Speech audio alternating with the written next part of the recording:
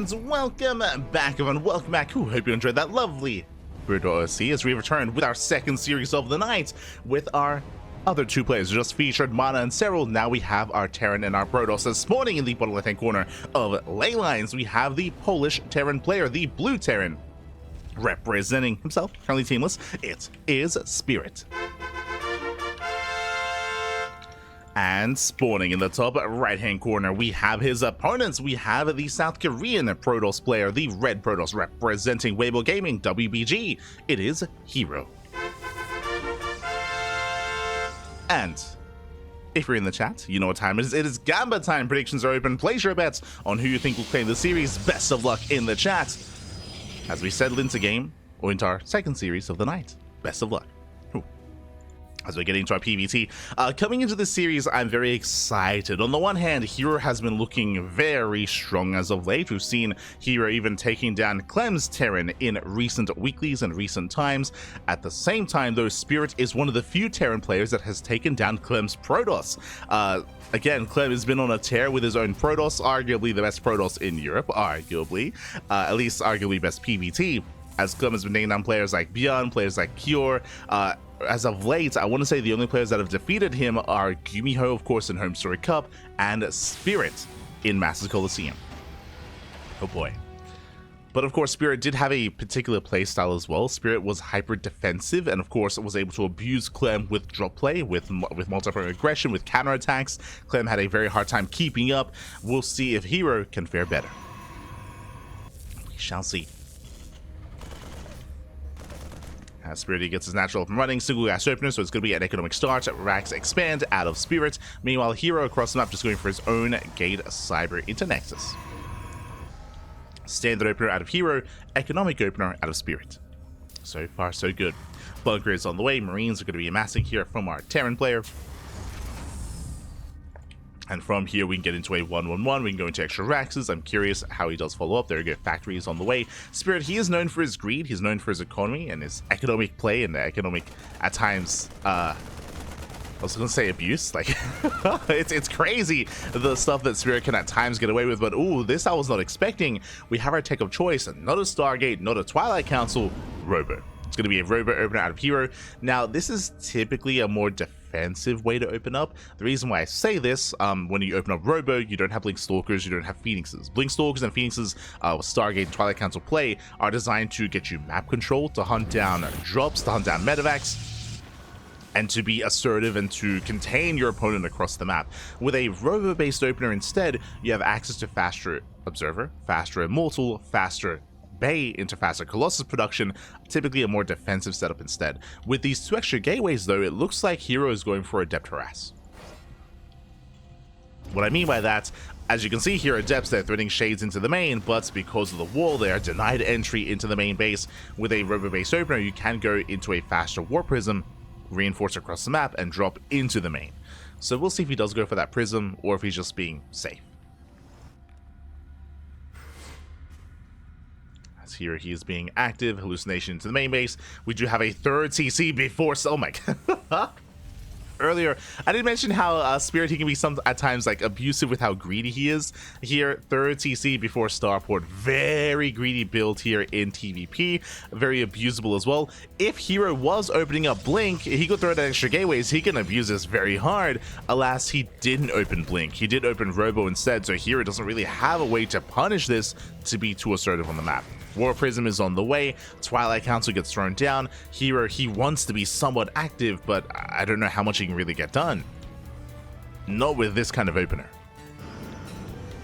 So far, I would say that Spirit, he gambled a little bit. Spirit, if you recall, he hasn't seen anything. He has no idea. Like Spirit, he has not scouted what his opponent is doing, but he's getting away with a greedy build.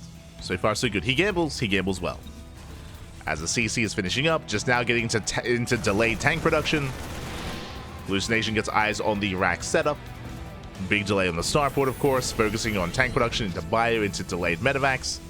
Spirit is not being active whatsoever. He's just chilling back at home. He has just now scouting with the Hellion. And herO takes the third. herO getting a third base, charge on the way as well. Here comes that War Prism with the drop into the main. There's some Adepts, there's a Stalker, a bit of everything. And herO, he needs to get something done. He needs some kind of economic damage. Otherwise, Spirit's going to snowball out of control. herO jumping into the main. Gets 3 SCVs. It's not bad. Gets 4, delays the starport. And that was all for nothing. That was all for shield damage, essentially. And a bit of hull damage on 1 adept. So very nice trades here by herO. This is a good start. Solid start for herO. Meanwhile, Spirit settling into the rest of his upgrades, stim, combat shields, tank production, starport into medevacs, third base soon to be landed on location. The pressure is still on herO as herO he's taking up into Immortals into Storm. Okay. herO rushing into Storm. Again, Storm-based play in this matchup has been a lot more trendy as of late. As you can imagine in the newest patch, with the addition of the NG Overcharge, it means that High Templar have that much more utility in every matchup. In mainly PvT and PvZ. So Storm-based play is a lot more viable than it once was. A lot more effective, even. And here he's going for a Storm drop towards the natural. He's crazy. Let's go. Storm drop is coming in. Nothing in position to defend. He's going for the mineral line. And the Storms. They're not quite ready. Oh god. herO, he came in too soon. He was like, oh, now they come in. On the buyer, not on the mineral line. herO, he was premature. It's like the High Templar, they dropped in, and then it's like, oh, this has never happened before. This is he was seconds away. For those that are curious, there wasn't enough NG. There was not enough NG for a Storm. He needed a couple more seconds. So, herO a little bit too soon there. Now pushing in. Alas, Spirit, his mineral line is safe as a result. Does reinforce. There are 3 tanks. Jesus, there's 3 tanks. There's a bunker as well. herO tapping in the army, going for the Storms. Does land on the fire when the tanks are exposed. Yeah, the tanks, they are going down. 1 tank falls, the other tank as well. But there's still a rough trade for herO, not the cleanest fight. Will barely get on top of that final tank, and herO, he will take it. The tanks go down, the mineral line as well. herO, he breaks through. And here come the reinforcements. Here come the charge lots. It was not finished, yeah. Premature in a different way. Oh no. As we do get 15 SCVs, very nice attack here by herO. Again, barely broke through. And he's actually going to keep going. He pushes in towards the natural. Now herO pulling away. Getting more SCVs.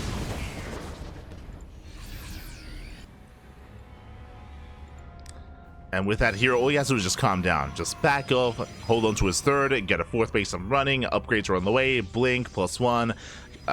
Extendable lance as well. Almost like concussive shell. But just gearing up back at him, investing into Colossus, into more splash damage. And the pressure is now on Spirit to somehow bounce back. To move out with drop play, to bust into the main, bust into the natural, get into some kind of mineral line. We need some kind of counter damage. The pressure is on. Pressure is on. As yeah, we see Spirit going for a double drop. Drop towards the north and drop towards the south. These need to get damage done.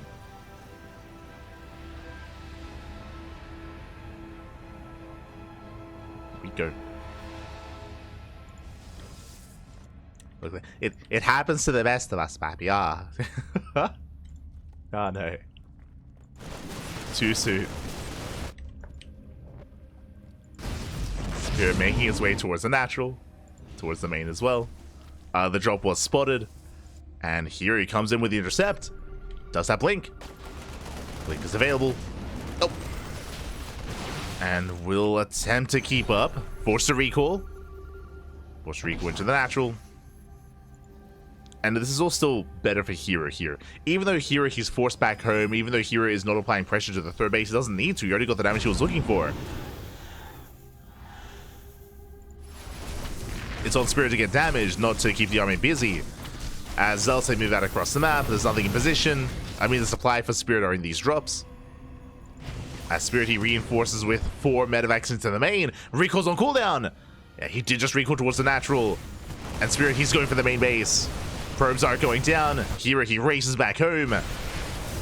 Massive deep out there, Tarsus Pylon. The main base is getting depowered, drop into the natural as well. Spirit is getting damage done. At the same time, herO pushing into the natural as well. Like, this is good out of Spirit, but is it enough? Going for the Colossus. Colossus will fall. But herO, he will clean this up. Ooh. Taking down a medevac. Shuts down the drop. Likewise, drop into the natural. Still getting damage done. If only Spirit didn't lose his natural in his third. If only Spirit wasn't on fire back at home. GG gets called, and herO will take game number 1. GG. GG, well played. A very successful drop out of Spirit, but again, he was all in. That's the problem there, is that he was completely all in. He had lost far too much at the third base, lost far too much in the lead up to the drop play. GG. GG, well played. herO takes a lead. Does take a lead, and now herO is 1 game away from advancing on to the winner's match to face off against Serral. As a reminder, Serral is waiting for the winner of this series.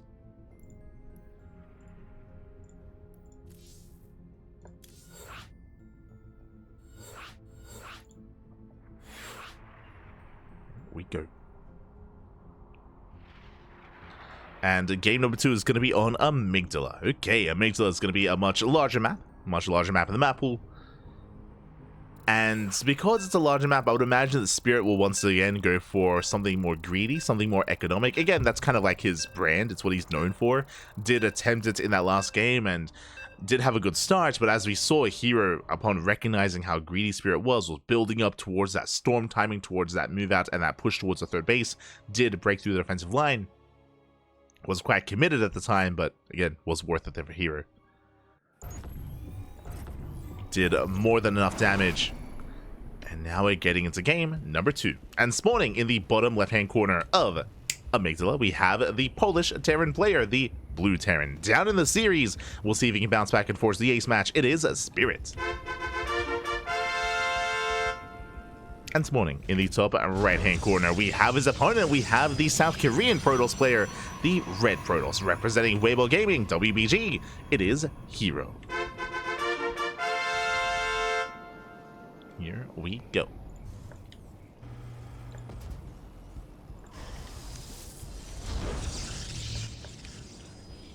So we are going to settle in.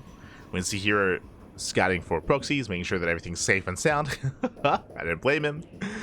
Spirit, he can cheese in this matchup. I mean, I know I was saying earlier that he is known for his macro, known for being greedy. That is true, but it is not unheard of to see Spirit go for proxy Raxes, proxy Marauder at times. So herO just playing safe and moving out with the scout, with his probe. Meanwhile, Spirits are going to be opening up with his Rax, single gas into CC, I would imagine. Economic opener out of Spirit. herO, he is here to disrupt the build. To at least attempt to. But Spirit, he should be able to move down to low ground and should be able to expand without too much issue. Oh, as herO, he will block, he will delay. He delays by a couple of seconds. And now we get the CC. Again, at 500 minutes instead of 400, so a couple of seconds delay. Nothing too major, but a delay nonetheless. As herO backs off. Now we can settle in. Now, last game, if you remember, it was a rover-based opener. It was a much more defensive, safe opener out of herO. We'll see if he does go for a rover once again, or a Twilight Council, or a Stargate. We'll see what tech herO does embrace. Likewise, if you recall, last game, Spirit, he went for a third CC before Starport. Went for a very economic opener, which herO was able to abuse.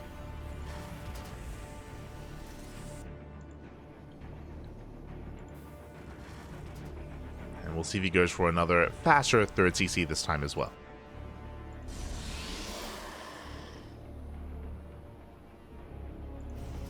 You could also argue in the last game that it was very fortunate that all 3 tanks were on the low ground instead of being split up on the high ground instead.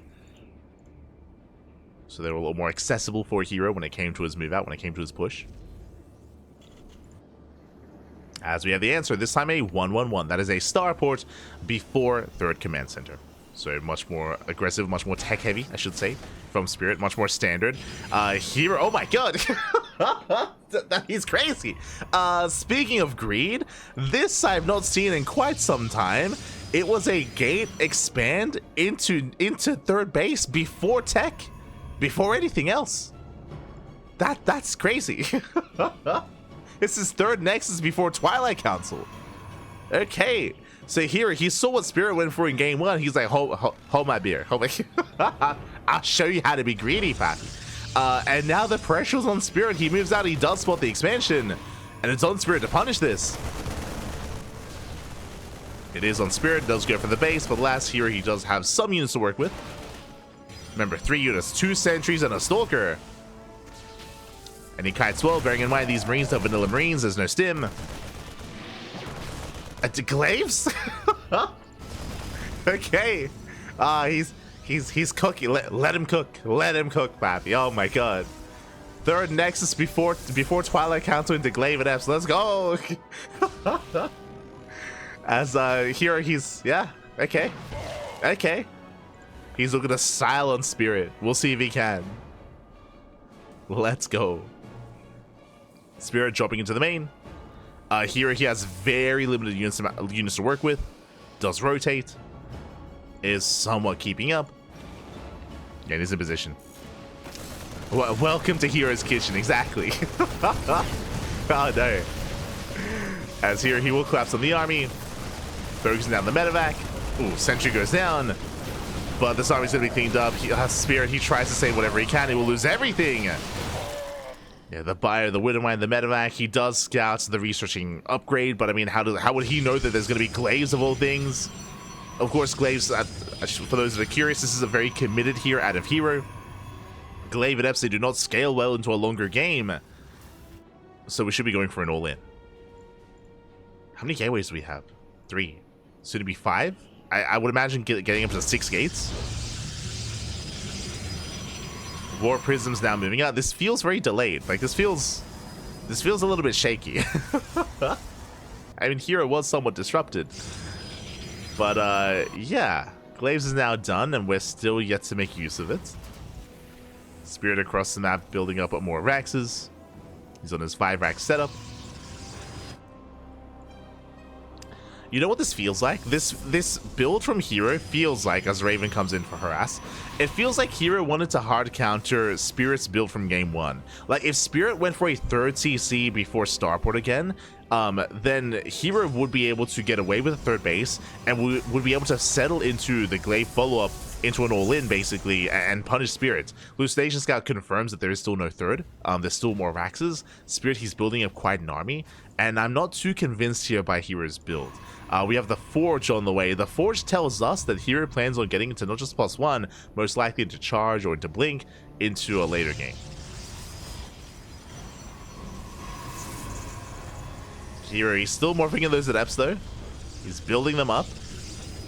Again, he raced into the upgrade, an upgrade that he's not able to really make use of yet. There we go, now moving out. But I don't really know what he can get done here. Like, there's plenty to defend back at home.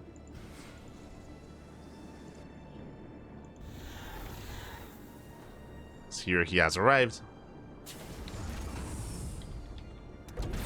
The bunker is set, the tanks as well. More depth's going to be reinforcing.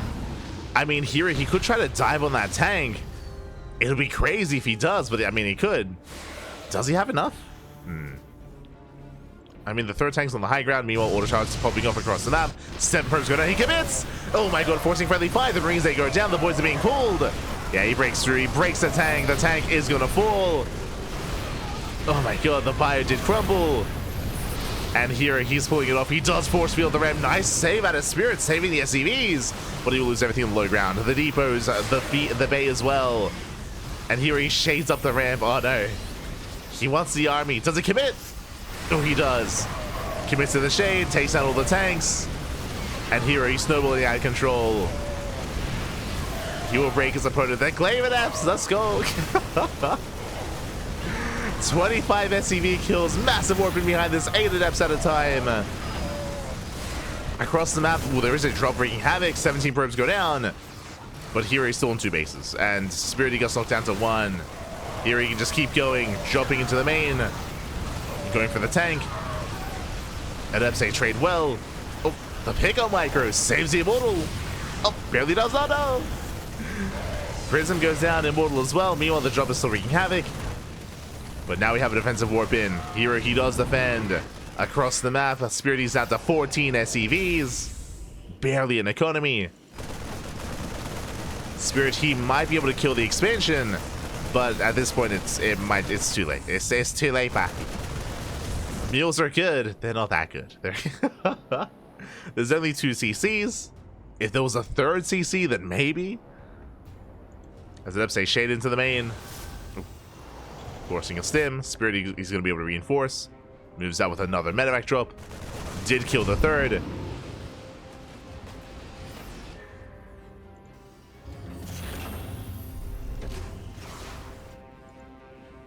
And again, I had my doubts. I had my doubts when it came to this build from herO. In my mind, his goal was to dive on top of the tanks and focus them down, but no, instead he dove on the bio army and he forced a lot of friendly fire. I mean, the Adepts traded well against the Marines anyway, but there was a lot of friendly fire on the bio as well.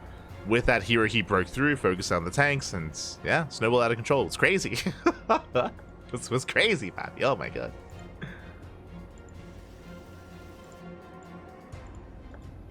The build itself still felt a little bit shaky, but it worked nonetheless. It did work in the end.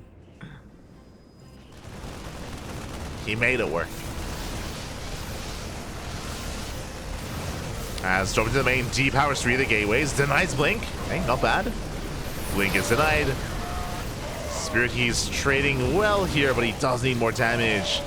As some Marines are left behind, Spirit is still on a 1 base economy. I say 1 base economy, he's on half a base. Only 4 patches. Only 4 patches in the main. Not like this. Jumping back in. Blink is still not done. And here he's having a hard time keeping up. Spirit just being so annoying. Oh no. Oh my god. The full medic! Up! Oh my god. Almost gets it. Almost. Now, what's important to note here is that Spirit does have a comparable army size. He does have a comparable army. He has potential in a head-on fight. Especially against an army that's lacking adepts. Prism goes down across the map. Adepts trade. Twilight Council's repowered.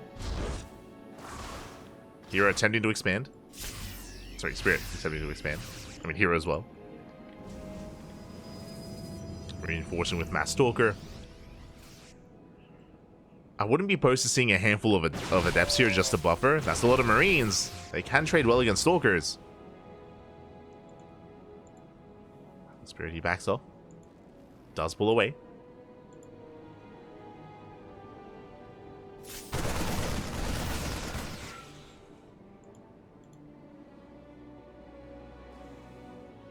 And here he has eyes on the main army. He can commit. Here he knows he's relatively safe at home. Recall is going to be available just in case.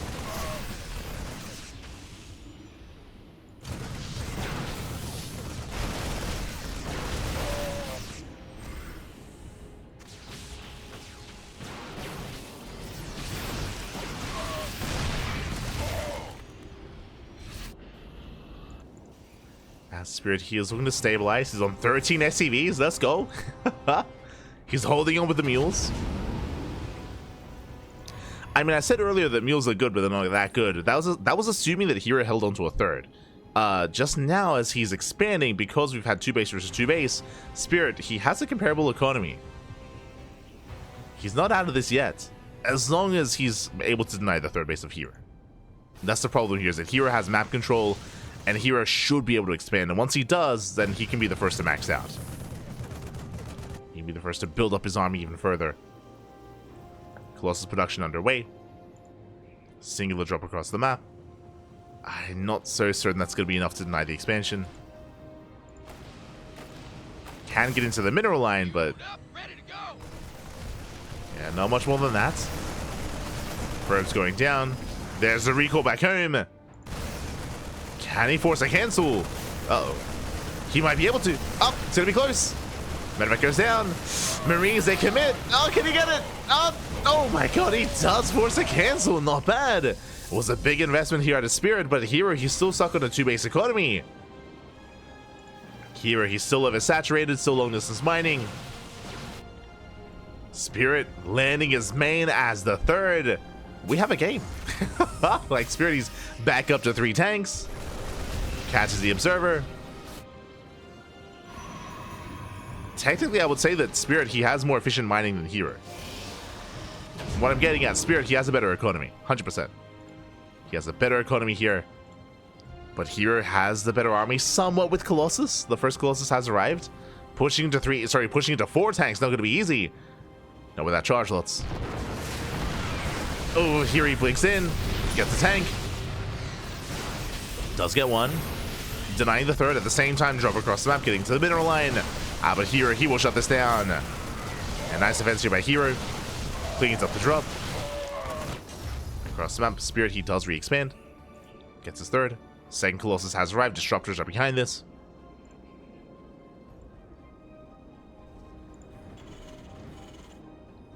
Disruptor production has begun.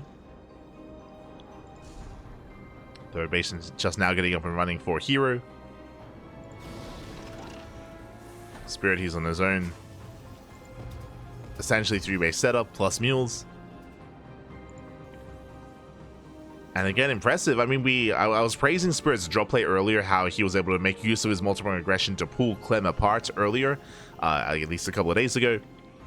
And similarly here, it was the drop play that carried Spirit in this game. Sniping bases, getting mineral lines. Remember delaying and denying a blink. And forcing herO back home.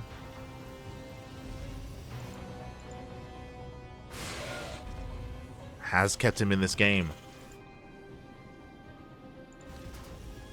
Now herO diversifying, getting into Temple Archives, into Storm. Can he get there?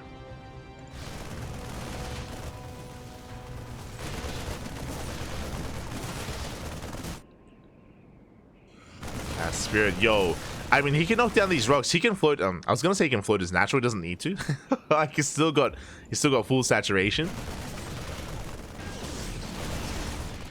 But if he can get that goal base up and running, that's gonna be huge. I mean, same for herO. herO taking the 4th. Both players building up.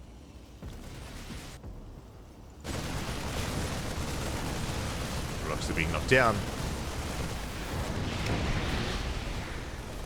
Now here, because of this map control, taking this goal base is not going to be easy. Even if we see an expansion here, herO, he has the center of the map. So he can deny mining with those Colossi.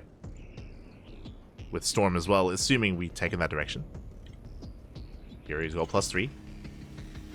His upgrades are solid. Double expanding behind this.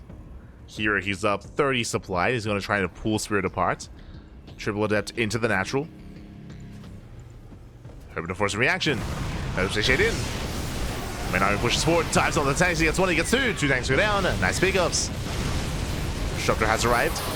Nice force fields. Oh my god. herO, calm down. Force fields the army. Nova goes up in the mineral line. 25 SCVs go down. Adepts wreaking havoc.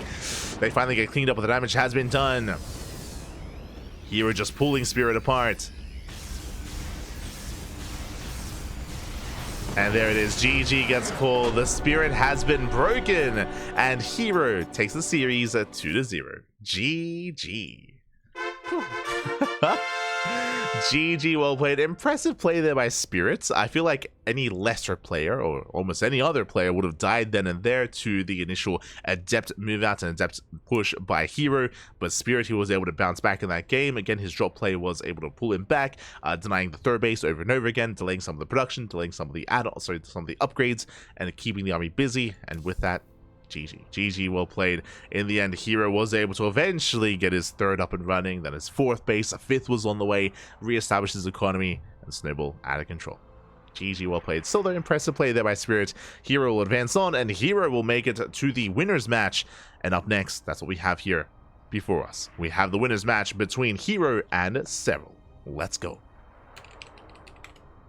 It is going to be a PvZ to determine which player makes it out first in Group B. Oh boy. Winner's match. Let us go.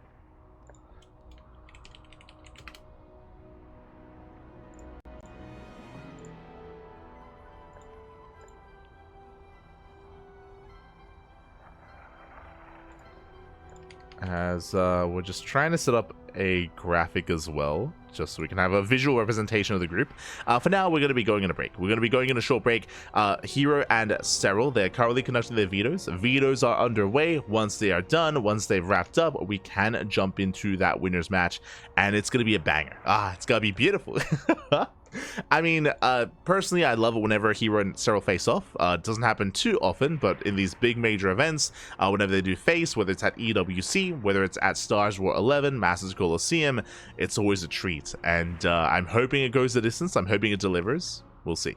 For now, we'll see you guys after the break. Take this time, get some snacks, get some food, get some water, get ready for the series to come. See you soon. See you soon.